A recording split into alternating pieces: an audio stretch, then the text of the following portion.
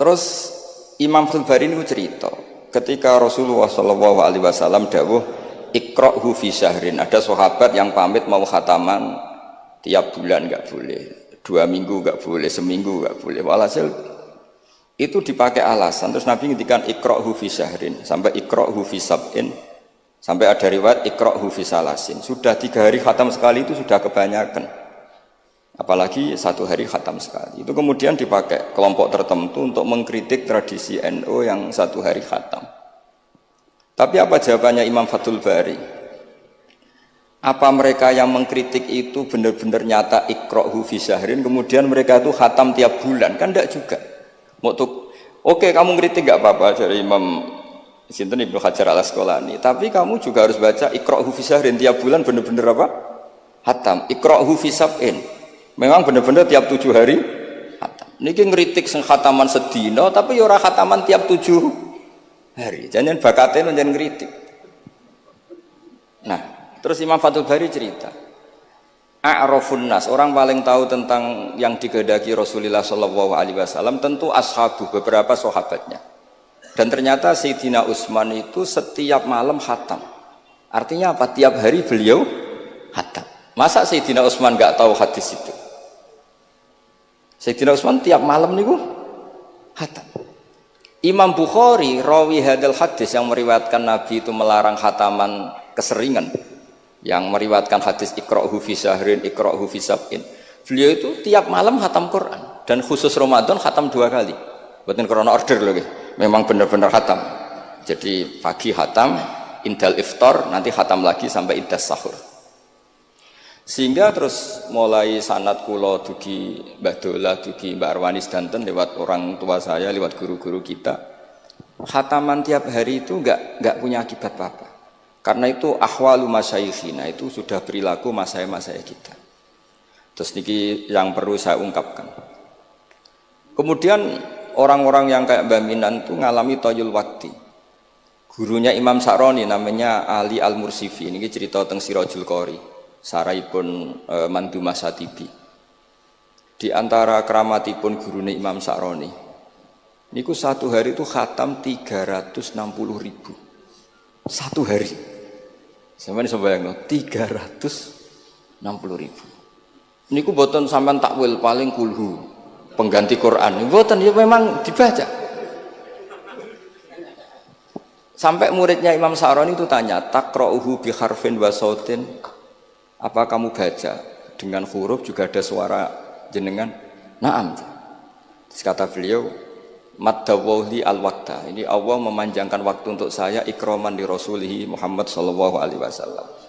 Jadi beliau mengalami toyul wakti. Toyul wakti itu waktu diringkas sedemikian rupa sehingga beliau baca itu dalam waktu 24 jam ya kayak mungkin bagi kita ratusan tahun. Namanya toyul wakti. Nah, kenapa itu bisa terjadi? Terus kata-kata sarahnya Satibi tadi, Sirahul Gorek, wa hadza amrun la tasa'uhul uqul wa hadzuna minhu at-tasdiq. Ini sesuatu yang mungkin nalar kita tidak sampai, tapi sudahlah kita percaya saja. Nah, kenapa kita percaya? Karena Quran itu kalamullah sing aslinya itu laisa bi harfin wala sautin. Tidak melibatkan suara, tidak melibatkan huruf. Itu yang kalamun azaliyun. Kemudian orang ini ditarik ke Lauh Mahfud, kemudian dia ngalami yang seperti itu. Dan itu bagi orang-orang dekat Allah sah saja. Kuntu sam'ahu alladzi yasma'u bihi wa basarahu saterusnya. Orang-orang yang dekat Allah itu ibaratnya mau melafadzkan apa saja itu sudah kayak mewakili itu. Kenapa begitu? Karena dia saking fananya pada dirinya sampai ya memang fana, sehingga ya dia sudah, tapi bukan manunggaling kawula Gusti boten. Misalnya begini, saya beri contoh. Andaikan sampean itu jadi wali, sebetulnya saya bilang andaikan ini suul adab, bisa saja wali betul, tapi kayaknya kok belum meyakinkan. Andaikan dulu, urutannya andaikan dulu. Kalau sampean jadi wali, itu nggak tahu bedanya antara ayam itu melahirkan telur atau telur lahir dari ayam dengan ayam itu lahir dari batu. Itu nggak tahu bedanya. Apalagi Nabi. Nabi itu malah nggak kepikiran kalau itu ada bedanya. Kenapa? Ketika kamu percaya kudroh azaliyah sing ghairu mahsurah, kamu percaya kudrohnya Allah Ta'ala itu tamah sempurna, itu kan sampean mesti berpikir, memangnya ayam bisa bikin telur? Memangnya telur punya kemampuan apa untuk menjadi ayam? Jadi sampean tahu betul kalau ayam itu tidak ada kudrohnya sama sekali, tidak ada kemampuan sama sekali untuk melahirkan telur, telur tercipta jadi ayam. Artinya apa? Meskipun sesuatu itu sudah adi, sudah biasa, tetap yang ada adalah kudratullah, bukan hukum adat yaitu ayam menelur. Sehingga seorang nabi itu, misalnya Nabi Soleh ditanya, apa bukti mujizat kamu? Saya minta unta keluar dari batu besar ini. Dari Nabi Soleh, ya nggak apa-apa. Karena beliau itu tahu betul ketika unta lahir dari unta, itu memangnya unta bisa apa? Memangnya unta iso gawe unta, ayam iso gawe telur. Semua itu ada kudroh azaliyah, ada kudrohnya Allah. Nah wali dan apalagi nabi itu tahu betul itu. Sehingga ya nggak ada bedanya. Misalnya para nabi sampean tanya, ayam bisa melahirkan telur, apa batu ini bisa melahirkan telur? Ya jawabnya bisa. Sehingga ya betul lah. Terus ada Naqatu Soleh itu keluar dari apa? Batu. Dan Nabi Soleh biasa saja karena beliau memang nabi. Rasulullah ketika sahabatnya kelaparan, terus diundang Jabir, masakannya sedikit. Ya beliau bilang ini masakan harus jadi banyak. Ya banyak, untuk orang sekian ribu cukup.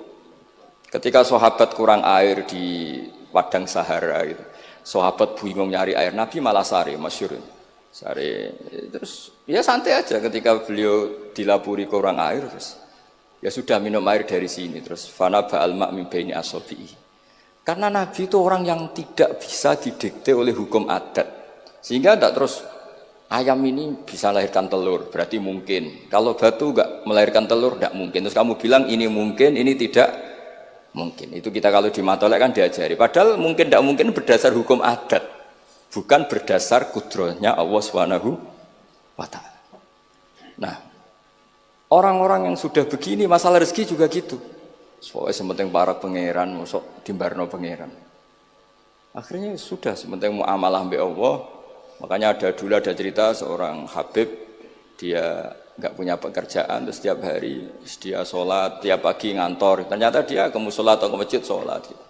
Terus kata Habib itu, ya Allah, semua orang yang kerja engkau gaji, maka saya ya harusnya engkau gaji. Iku yo terus sugih, tapi bukannya ditiru boleh. Jadi dia apa ngantor ya rati kantor, ngantorin di masjid, sholat. Tapi ini nggak boleh gaya-gayaan yang sudah makomnya seperti itu. Kalau sampean gak makome ribet. Tapi ini cerita ya, kalau tak belajar Quran. Sehingga para nabi itu nggak kepikiran, misalnya Nabi Ibrahim itu nggak kepikiran kalau api itu bisa membakar, karena beliau tahu api apa punya ikhtiar, api apa punya irodah, punya kehendak. Api apa punya cara yang diinginkan api itu untuk membakar saya, kan tidak juga, dia benda mati. Pasti itu murtangan Allah. Sehingga ketika beliau mau dibakar ya santai aja, beliau nggak tahu bedanya di sana sama di sini. Semua nabi itu begitu, ma kunta tadrimal kitab walal iman. Makanya semua nabi itu rata-rata ummi itu ya pokoknya sudah begitu. Makanya disuruh berdoa ya nggak mau. Kata malaikat Jibril, saya Jibril untuk nolong kamu, tidak, saya tidak butuh kamu. Maksudnya kamu ngomong, nanti tak sampaikan ke Allah. Allah itu sudah tahu tanpa kamu. Hasbi min su'ali ilmuhu bihali. Itu Nabi. Nah, Rasulullah Muhammad SAW juga sama. Ketika mau perang Badar, itu kan musuhnya itu 1000 lah kira-kira gitu. Sahabat itu 300. Terkenalnya 313 sama dengan Ashabi apa itu? Talut itu. Apa itu waqatala apa Daud itu, Ashabi Daud itu. Itu Nabi ya santai saja. Padahal itu pedang satu dipakai orang 10. Sampai bisa bayangkan perang pedangnya gentinan. Tidak bisa kan? Tapi Nabi karena diutus Allah ya jalan saja. Ya santai. Karena bagi Nabi itu nanti ada kudratullah. Betul. Ternyata perang musuhnya 1000, musuh 300, yang satu perlengkapan lengkap, yang satu gentenan pedang. Perang yus, Dibacok sik nyelip pedange ngono mesti kan yo gak iso mbayangno. Singkat cerita terus masyhur itu Nabi terus berdoa. Ya Allahumma Allahumma intuhlik hadil isobata lam tu'bad ba'dal yaum. Walhasil terus ada pertolongan dari Allah. Artinya Nabi nganggep ini gak penting 300 apa 100. Orang menang tuh ya karena bi qudratillah. Begitu juga di perang Khandaq sehingga Nabi itu pernah minta kakinya kambing. Kaki yang depan namanya dirok. Dirok itu 2 kan, namanya kaki depan itu dirok. Coba ambilkan dirok itu, ini ada tamu, diambilkan. Terus diambilkan lagi, ambilkan lagi 1, diambilkan. Terus ambilkan lagi, bukankah kambing diroknya hanya 2 ya Rasulullah? Andai kan kamu langsung ngambil, pasti tetap jumlah itu ada. Karena ketika Nabi ngendikan, ini jadi konstitusi. Jadi kemana malaikat kudu melok ribet Nabi ngendikan. Ya masyhur kan Nabi khutbah padahal pas musim kemarau nggak mungkin hujan cara hukum adat. Ya Rasulullah khutbah ojo suwi-suwi niki wong bingung perkara ana udan. Pun pokoke niki bingung halakatil amwal mergo gak ana udan. Niku Nabi langsung ngendikan udan. Bareng udan minggu berikutnya wong kebanjiran sakniki mboten rusak krana kemarau tapi krana banjir. Niku Nabi ngendikan Allahumma hawalena wala ini langsung mari. Artinya Nabi itu nggak bisa didikte terus. Ini secara ilmu falak, ini nggak musim hujan. Nah, kiai saya kan perhitungan, gelem istisqa sausi didelok guys musim dari istisqa. Kalau di konco kiai ahli falak, ini kon istisqa ora gelem. Tak takoki kena apa? Tak hitung jek suwi kesudan iki. Engko ora ketara ramandine, dadi dekne ngenteni. Wis, yo ono kiai rondo politik ngoten yo. Tangan-angan yo bener, timbang terkenal ngobos kan nurono reputasi dadi. Iku yo. Tapi kalau Nabi itu ndak. Nabi itu makun tadrimal kitab walal iman. Karena kalau kita sudah makom itu nggak bisa didikte oleh al-ahkam al-adiyah. Nak pitik mulai rondok dari pitik.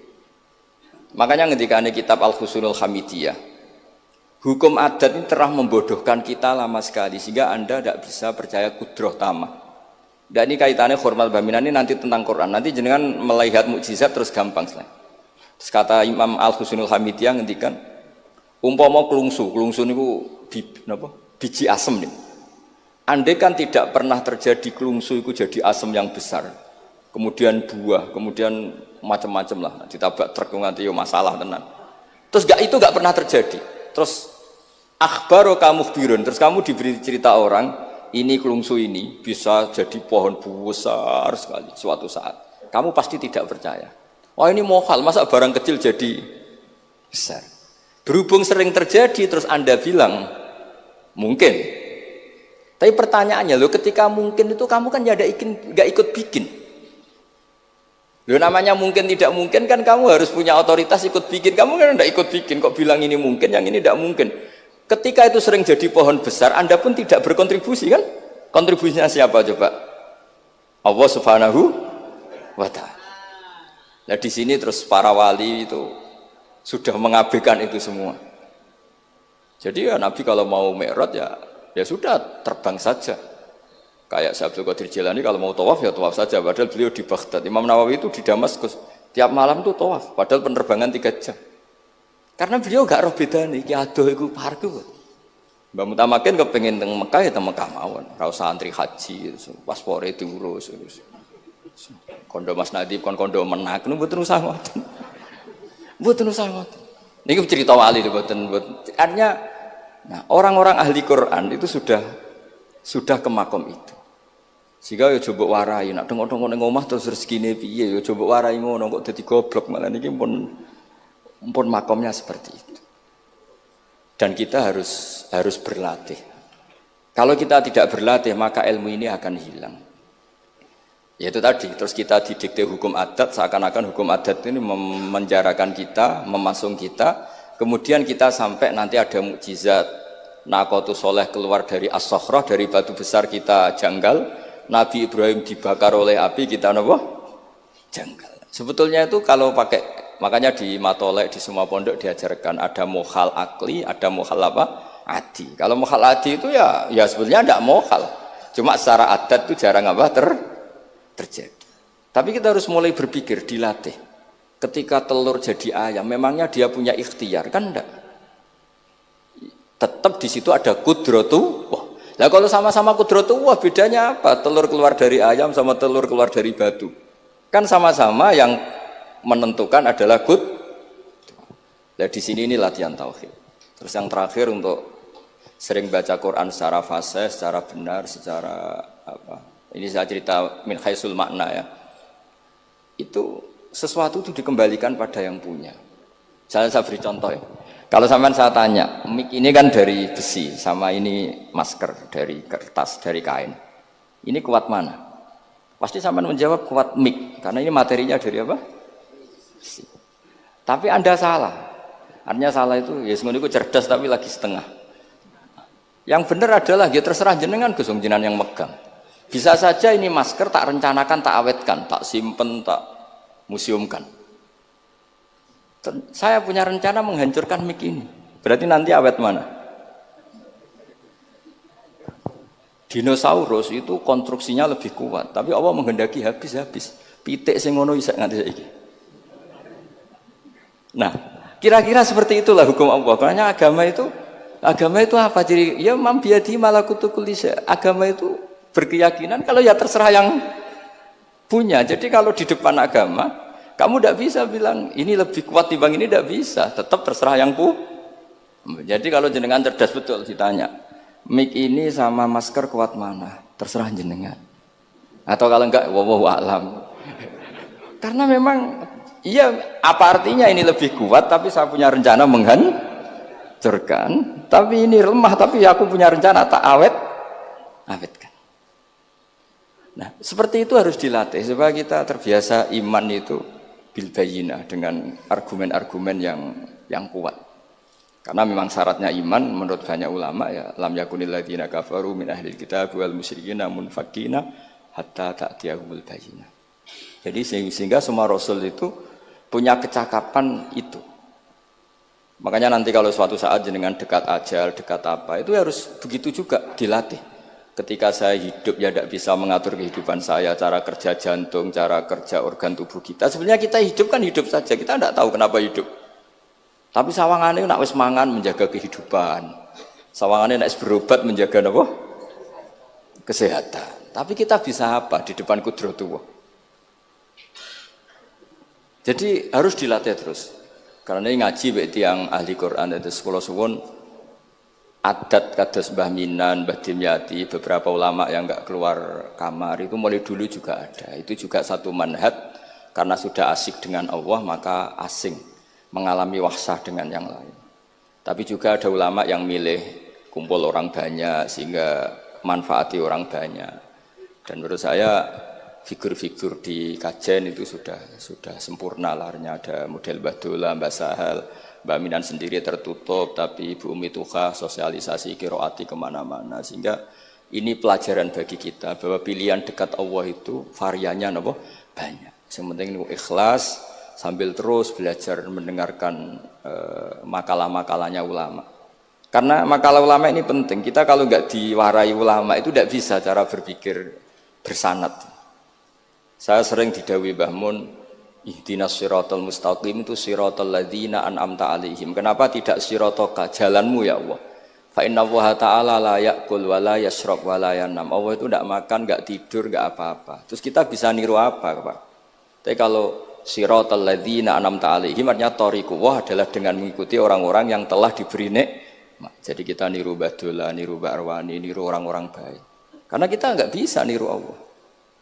Makanya setiap Allah cerita orang kebaikan, cerita kebaikan itu pasti cerita aktor-aktornya. Ulaikal ladzina an'ama Allahu 'alaihim terus minan nabiyyin. Terus itu aja diceritakan keluarganya min dzurriyyati Adam wa mimman hamalna ma'anu supaya orang itu hormat sama leluhur. Saya kenapa cerita Mbah Mutamakin bukan tafakhur bin nasab bahwa kita soleh begini tuh barokahnya doanya orang-orang dulu min dzurriyyati Adam wa mimman hamalna ma'anu. Masih diteruskan wa min dzurriyyati Ibrahim wa Israil. Baru soleh secara umum yang tidak perlu nasab. Wa mimman hadaina wajtabaina. Jadi Allah menghormati nasab sampai seperti itu. Sehingga rata-rata orang-orang soleh itu ya babahnya soleh. Mosok turunane sing wakaf masjid, sing kiai puluhan tahun, kalah mbek wong sing dadakan dadi kiai. Yo ketoke ora pati fair. Niki mboten kok urusan kula fanatik nasab nggih. Tapi tetap ini bisa jadi kiai karena melok partai wa mimman hadaina wajtabaina. Tapi yo ketoke yo pantes yo rada antri lah, aja kok ngarep nemen-nemen nak. Ya masa terus misalnya ora tau wakaf masjid, ora tau wakaf tanah, ngerti-ngerti kepengin mimpin. Sing masjid iku nyunatno maulid, nyunatno tiba, ndekne mimpine ku ngaramno maulid kalau tiba. Ya nak ngaramno iku nggih masjid dhewe, aja ning masjid iki kan ngoten kira-kira. Terus Allah itu saking reganine tiang-tiang soleh dulu itu sampai ketika cerita orang baik itu pasti cerita mbah-mbahnya. Wa kana abuhuma sholihah. Ketika ada orang diperhatikan Nabi Khidir itu pertimbangannya wa kana abuhuma sholihah. Itu dalam kitabnya Said Muhammad, abuhuma itu abuhu as-sabi'. Jadi bapak yang ketujuh dari Hulam ini, bukan bapaknya pas. Kayak Bang Mutamakan sekarang sudah turunan keberapa, tapi barokahnya sampai sekarang. Jadi selalu ada cerita itu. Makanya disebut ta'allamu ansabakum matasiluna bihi arhamakum. Kamu harus kenal nasab-nasab kamu supaya kamu bisa menyambung rahim-rahim kamu. Kemudian nasab yang gen ini khusus umatnya Rasulullah SAW, alhamdulillah ditambah nasab sebab. Jadi misalnya para habaib itu jelas mulia sekali karena dzurriyyah bad'ah min Rasulillah. Kemudian ada nasab bisabab, yaitu karena iktidak bisunnati Rasulillah atau karena ngaji atau karena ilmu. Ini disebut kullu nasabin wasababin munqati'un yaumal qiyamah illa nasabi wasababi. Sehingga ada orang yang benar-benar ahli bait karena gennya kayak Sayyid Hasan, Sayyid Husain, tapi ada orang yang diaku keluarga Nabi karena amalnya kayak Salman Al-Farisi. Ketika beliau punya ide cemerlang di Khandaq, Nabi memujinya dengan apa? Salman minna ahlal bait. Jadi niki artinya gini, jenengan meskipun tidak keluarga Mbah Minan secara gen karena yang keluarganya ya tentu Mas Fatah dan saudara-saudaranya, tapi kita bisa menjadi keluarga beliau karena amal dan karena mahabbah. Nggih ngoten mawon nggih sing ndonga ya ampun kula lah. Wis nurut mawon daripada niki bentrok nggih ribet. Wow, nak gak nurut itu Mas Nadib terus dikerano banser ning pun teng kanan kiri niku ribet ning wong niku panglima tertinggi napa? Udah kok wakili, udah kok ketuane tapi semawon yang jelas saged meremot. Nggih, monggo berdoa Al-Fatihah. A'udzubillahi minasyaitonir rajim. Bismillahirrahmanirrahim. Ar-Rahmanir-Rahim. Shiratal ladzina an'amta 'alaihim ghairil maghdubi 'alaihim waladdallin. Bismillahirrahmanirrahim. Nahmaduka ya Ghafuru ya Syakuru wa shalli wa sallim wa barik ala habibika Muhammad wa ala alihi wa sahbihi wa barik wa sallim asma'in. Allahumma ya ilahana ya wa bi barakatid da'ina ilaika wa barakatil mutawassidina ilaika bi jahi habibika Muhammad. Ighfir ya Allah limba Ahmad minan Abdillah salam wa ali darajatihi fil jannah wa barik fi ahlihi wa fi dzurriyyatihi ya Allah. Allahumma ya ilahana ya ij'alna ya aminin mutmainin alladzina la khaufun 'alaihim wa lahum yahzanun waj'alna salibin wa nimin mu'afin min kulli bala'id dunyal akhirah waj'al ya Allah himmatan al-ulya fi hadhihi ad-dar'i kalimatika ya Allah hatta nakuna ya wa khudamatan di syariatika wa abnaina ya Allah wa abnaina fi khidmati syariatika al-kharra al-bayda lailuha kana hariha ya Allah aqimna fi dzalika wa inna ala dzalika ya Allah Rabbana atina fid dunya hasanah fil akhirati hasanah wa qina adzabannar sallallahu alaihi sayyidina Muhammad sallallahu alaihi wasallam subhana rabbika rabbil izzati amma yasifun wa salamun alal mursalin alhamdulillahi rabbil alamin. Bismillahirrahmanirrahim.